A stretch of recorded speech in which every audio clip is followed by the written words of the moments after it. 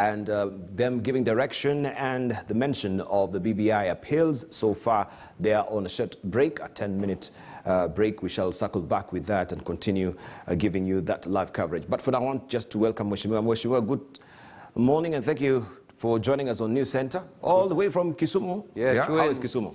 Chuenade, as we say. Good morning. Good morning to you. Yes, yes, thank you. Yes, so we thought that actually BBI was lost in the shuffle because the politics of the day have taken preeminence and no one is really talking about BBI. But here we are again. There is a mentioning and also there is the direction that is been given by the court. But the most consternating thing that I've heard this morning is the fact that when the court is quashing that particular application of recusal by Isaac Oluchier, they found out that the three judges, that is Ibrahim, Mohammed Ibrahim, Smoking Wanjala, and also Njoki Ndungu, they were not really aware about this particular petition filed by the applicant through the JSC. Shakil? Yes. You're just looking at me. Yes, I was wondering. Now, you see, the thing is, yes. I'm looking in sort of despair or a shock that something like a petition raised by JSC, the Judicial Service Commission. JSC is not a nondescript body that doesn't know what it's doing. There are rules, there are regulations, there are time frames, there are issues of time. If it was 2016, and we are now hearing from the judges in the Supreme Court that they are not aware, I mean, it's incredulous. Either the JSC is totally inefficient, has not done its job, 5 years down the line, it ignored the whole thing. So what is the purpose of the JSC? The JSC has certain purposes, and one of the purposes is to hear complaints against any particular judge and complaints against particular system. So I think that it's incredulous that the court will now just like brush it away and say the judges did not know about it. If the judges did not know about it, there were 6. 3 are not there for whatever reason. I find it incredulous that the judges may have heard about it, but they were not officially informed. Probably that's what they're saying, and that puts doubt on the effectiveness of the JSC. Is the JSC not doing its job? Is the JSC, and remember that the judges and JSC seem to be at loggerheads sometimes. So what is it? I mean, we are meant to have a seamless system. And furthermore, I think the issue of the tenet, or the principle of beyond reproach, is very important in the Supreme Court. But so is the necessity, the tenet of necessity, and the tenet of doing your job and making sure that nobody frustrates that particular process. I think if they're just, they should capture the issue of the judges saying that they were not informed or not aware. I think that puts the credibility of the whole system at stake. All right, I think that the judges, the 3 of them, will not be impartial moving forward with this BBI appeals case. So what is your turn of thought on that particular decision by the court, especially on the also doctrine of necessity, as it were? Well, some modicum of legalist jargon for you. My concern, as I said, firstly, any court, any arbitrator must work tirelessly towards the issue of beyond reproach. Of course, it's an ideal that you have to work towards. There's not a goal towards it. But then, of course, bearing with it, the necessity, the tenets of necessity, the tenets of frivolousness and other things. So I do think that the Supreme Court has touched on those issues, and said, listen, okay, we do think that it is an afterthought, which probably is an afterthought, because 2016 even BBI wasn't even being dreamt about. So if that issue was brought now and said, listen, I did this in 2016, my case was not heard, but now I'm now bringing it on, I agree with the Supreme Court, and they are judges. You see, I cannot have all the facts, and even would not be able to process the way judiciary does. All right. But for me as a layman, I think that the judgment that has been made, especially setting aside the fact that, and just callously just saying that the judges were not informed, I think they should have touched on that a little bit more. And the Judicial Service Commission should have come over there and said, look, we have had a report from the Judicial Service Commission, and what they're saying is A, B, and C. Right, thank you. Right, that is a matter still in court. So, as I mentioned, they're still on a break, a 10-minute break. We shall circle back with that as soon as they're ready. But, Moshibiwa, let me just get a bit granular also on matters politics as well, just to, go off the rails with what is happening in the courts right now. We know Deputy President is in Kisumu right now. Yes. Forte. Yes. Of course, is that is a constituent as well. Just give us a sense of the feel and flavor of what is happening in Kisumu right now. The expectation right now. What is it?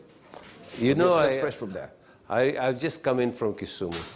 The issue of allowing anybody to come in to speak in the stronghold of ODM and the stronghold of Raila Amolo Odinga is a major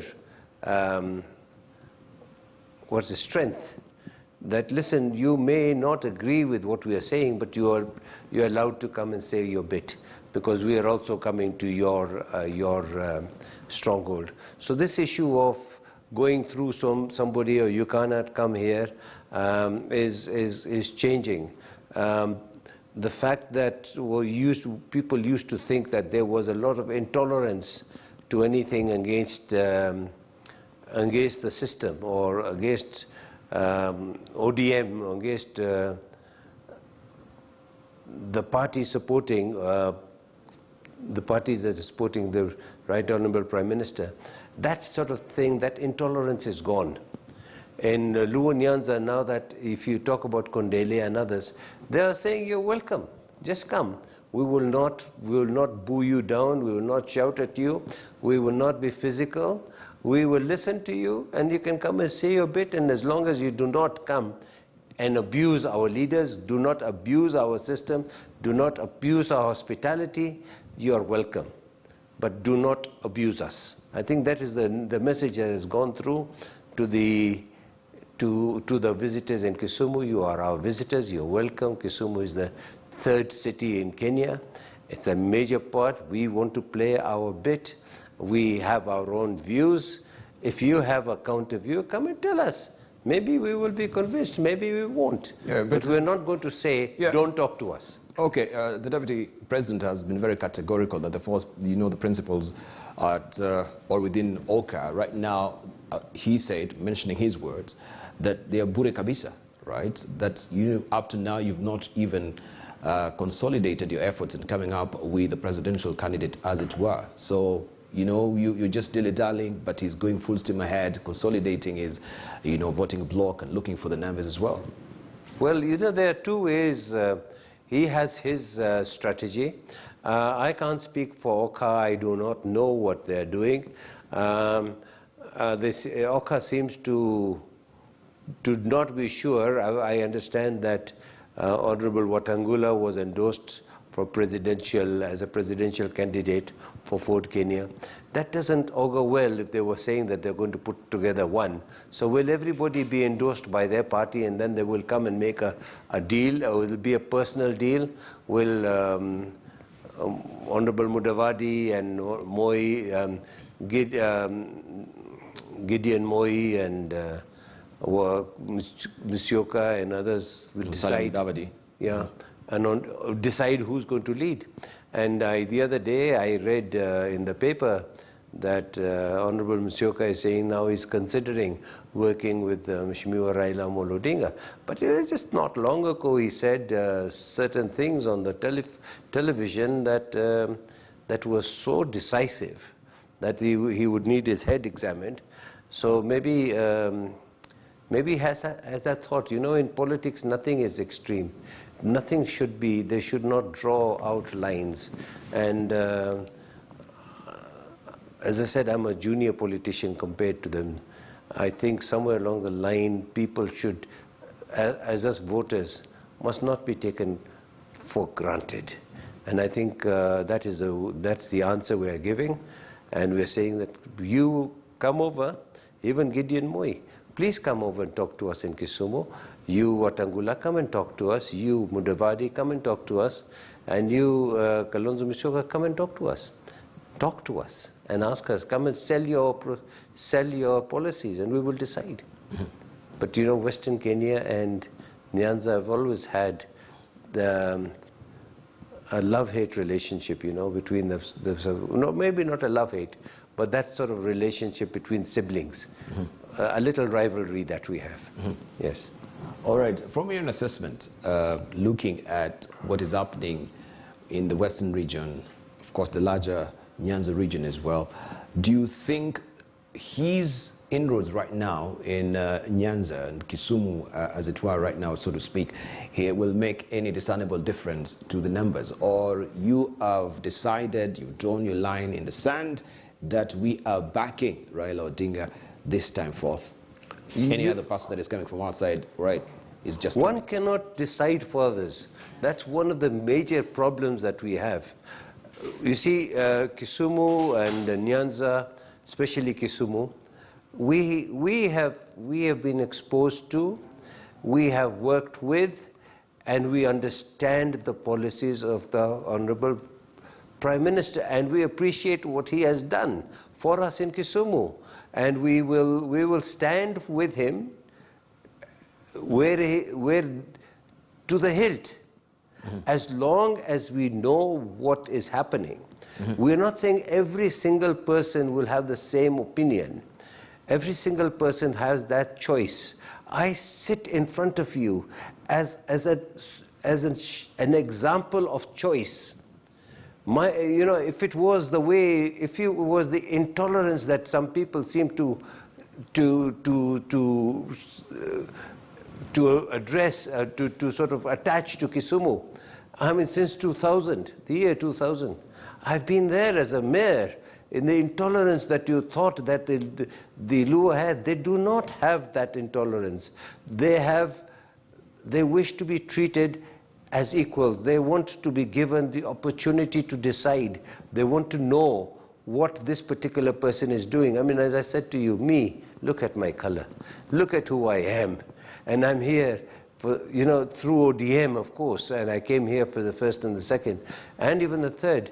And ODM was able, and Raila Amolo Odinga and the leaders were able to accommodate me. They did ask for 6-piece, and the people decided that maybe that's not the way we want to do things. Right, through ODM in the beginning, but right now you as an independent candidate as well. Yes, you see. You were frustrated within ODM, weren't you? No, we lost. I did not get my ticket, which I had won on nomination. And you see, that was the frustration that the people of Kisumu East and others may have faced. That, listen, we have a choice. We will support you as president, and we do. We'll support you, Raila Amolo Odinga, as president. But don't force us to vote for somebody that we are not convinced about. You know, the parties have to keep... that it is the party that must be the voice of the people. Yeah, so are you considering to also go back to ODM, or are you going to run also as an independent candidate? I have considered this proposal. And I take a lot of advice. And one of the advice that I did take, or one of the things that was said to me, and I took it as a major advice to me. When I won as an independent, the first call I made was to my mentor, my boss, the person I respect totally, Raila Amolo Odinga, and I asked, and I said to him, sir, I hope that you do not take this in any way as a display of moving away from the messages that we have proposed together. And I am still the servant of the people and still your protege and will be able to do the best I can. His answer was very straight. And he said to me, Shakil, the strategy might have differed, but the goal and the direction and everything else is the same. So I am ODM. I have support most of what ODM is doing. We are here to sometimes say things are not right, but if the stepmother has asked you to leave the house, but the father is still with you, I'm happy. I do not think I should be going to ODM unless things really change. Unless things really change. Thank you. Search me a second. I need to take a short break. When you circle back, I want to know what are these things that you're talking about that should be changing within ODM. Are we really talking about the intra-party democracy when it comes to nominations? The primaries are upcoming. Will that be fair? Let's find out. Don't go away.